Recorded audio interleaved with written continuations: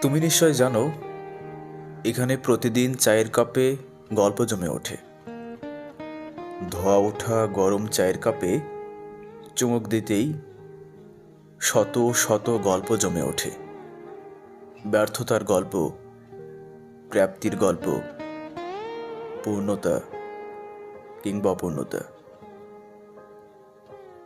এখানে মানুষ কান্না করে, এখানে মানুষ শান্তি পায়, এখানে মানুষ হেসে ওঠে। চা খুব ভালো একটা বন্ধুর মতো।